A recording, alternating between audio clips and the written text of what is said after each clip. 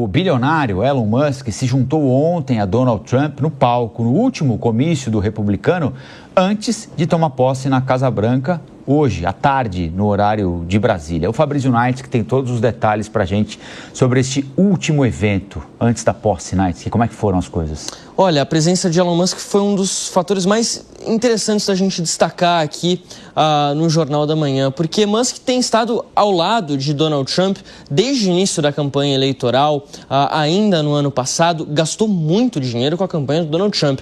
Há estimativas de que Elon Musk chegou a doar até 250 milhões de dólares para essa campanha de Donald Trump. Não é pouco dinheiro e certamente ele espera algo em troca disso tudo. Não é só uma vontade de ver um aliado ideológico no poder, vai um pouco além disso. Até porque Elon Musk, inclusive, vai assumir um cargo no governo a partir de hoje, Departamento de Eficiência Governamental. Vai supervisionar, controlar os gastos do governo federal norte-americano e isso chama bastante a atenção. Além do Elon Musk, que é ligado às Big Techs, outros nomes de Big Techs representando empresas desse setor estavam lá no comício também, e devem estar, inclusive, hoje na posse lá no Capitólio. A gente está falando aqui, por exemplo, do Jeff Bezos, da Amazon, como eu falei também, o CEO do TikTok estava lá no evento no Capitólio ontem e deve estar no evento, estava no evento na Capital One Arena ontem e deve estar hoje no Capitólio, lá em Washington, para posse. O Elon Musk, que inclusive ganhou mais destaque até que o próprio J.D. Vance, esteve ao lado do Donald Trump nesse comício. Diferente do J.D. Vance, teve um momento ali durante a sua fala que o Trump falou: eu nem sei onde que o J.D. Vance está nesse momento. E ele estava ali na plateia esperando o momento certo para falar. Bom, o Elon Musk assume o cargo hoje prometendo supervisionar os gastos públicos. E quando a gente fala de economia, é interessante a gente trazer esses dados aqui que mostram como encerrou o governo Donald Trump e como encerra agora o governo Joe Biden, porque são números um pouco interessantes para a gente analisar. A gente separou aqui em 3 anos específicos: 2019, que foi o último ano cheio do governo de Donald Trump, 2020, 2019, o último ano normal, digamos assim, do governo de Donald Trump, sem pandemia, 2020, o último ano cheio, e agora 2024. Então a taxa de desemprego em 2019 era de 3,7%, subiu horrores ali em 2020, em meio à pandemia, para 8,1%, e agora o governo Biden entrega com 4,1%. O PIB era de 2,3% em 2019, subiu 2,3% em 2019, caiu 2,2% em 2020 e a estimativa do FMI é de aumento de 2,8% agora esse ano. O PIB per capita teve um grande salto no governo Biden, 65,56 mil dólares em 2019, caiu um pouquinho em 2020 para 64 mil e agora 86 mil dólares no último ano da gestão de Joe Biden. A inflação, que a gente já tinha falado, era de 1,8% em 2019, queda em 2020 com a economia desaquecida, 1,2%, e agora em 2024 encerrando em 3%.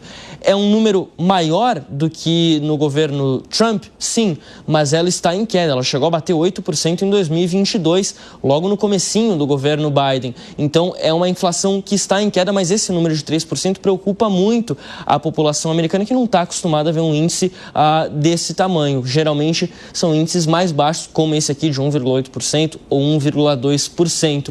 Ou seja, a gente tem aqui uma economia que tem dados até positivos para o governo Biden, mas Donald Trump promete uma mudança em vários aspectos econômicos e sociais do país e ele vai contar, de certa forma, com a ajuda de Elon Musk para isso. Bom, vamos ouvir o professor Marcos Vinícius de Freitas e a Deise Ciocari, nossa analista de todas as manhãs, o professor Marcos Vinícius, que vai nos acompanhar ao longo desta edição especial do Jornal da Manhã. Estamos com os olhos voltados para os Estados Unidos, professor. E que página da história começamos a escrever hoje? O que é que vem por aí, professor Marcos Vinícius? Bom dia. Bom dia, é um prazer conversar com vocês hoje, nesse dia histórico, não é? E é interessante porque aqui a gente tem 2 coisas a levar em consideração. Qual será o tipo de presidente que teremos na Casa Branca? Está bem claro, quando a gente começa a observar o que tem acontecido, que Donald Trump, a versão 2.0, né, nesse processo todo, é diferente daquele que assumiu o governo pela primeira vez com uma preocupação muito grande com relação à forma como ele vai administrar para que tenha efetividade no cargo, diferentemente do que aconteceu no seu primeiro mandato. Então, ele mesmo reconheceu que no primeiro mandato se foi vítima e foi refém das indicações do partido, justamente pelo fato de não conhecer a máquina pública dos Estados Unidos. E nesse mandato, ele mesmo reconhece que tem agora o conhecimento e que levará para a sua assessoria gente que lhe é extremamente fiel. Então, esse é um aspecto bem diferente daquilo que nós observamos no primeiro mandato dele, e aí talvez você tenha um governo em que os conflitos internos sejam diferentes daqueles que nós observamos no passado. Agora, o mundo mudou, não é o mesmo mundo que ele encontrou anos atrás.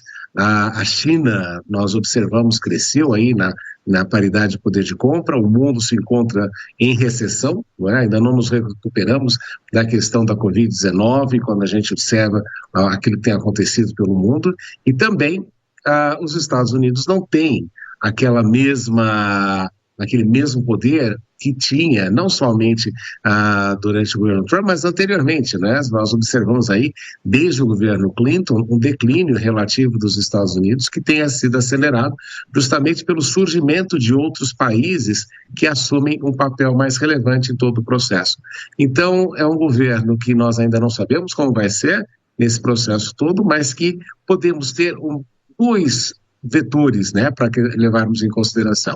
Se vamos ter um Trump estadista, no sentido de buscar aí ser reconhecido pela história com relação ao legado que vai deixar, e justamente isso leva em consideração muitas das batalhas que ele tem travado contra a cultura woke, contra a questão da própria Ucrânia e a questão da participação dos Estados Unidos no cenário global.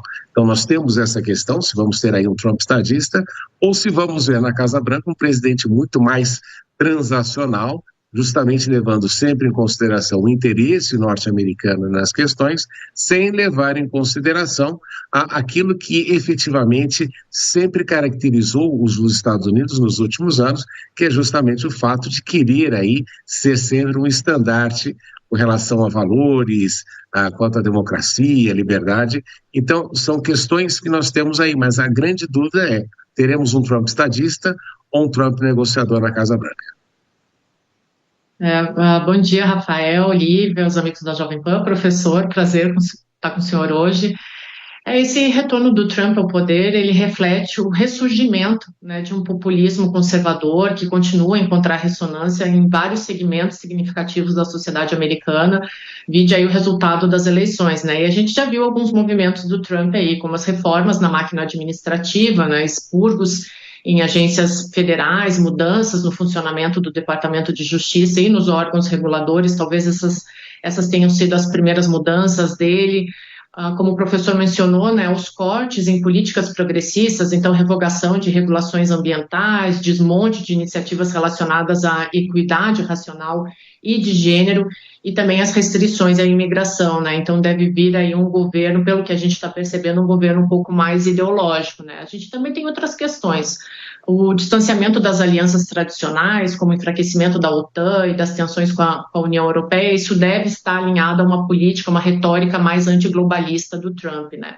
E aí, como foi observado no primeiro mandato dele, ele tende a priorizar interesses comerciais e estratégicos, né, aquilo que a gente fala muito aqui na Jovem Pan, quando a realpolitik prevalece, né, então ele tem que fazer esses acordos, mesmo que isso implique para o Trump aproximação com líderes controversos, né? Então, para fazer a América grande de novo, como foi o mote de campanha dele, muitas vezes ele deve se aproximar desses líderes controversos. E aí, para finalizar, né, o conflito com a China, a manutenção e a possível escalada dessa rivalidade econômica, tecnológica, deve ter repercussões globais, então a gente deve ver um Trump bem mais combativo, e como o professor muito bem mencionou aqui, no primeiro mandato ele disse que sofreu muito por não estar mais alinhado a esses aspectos, então a gente deve ver um Trump muito mais agressivo nesse segundo mandato.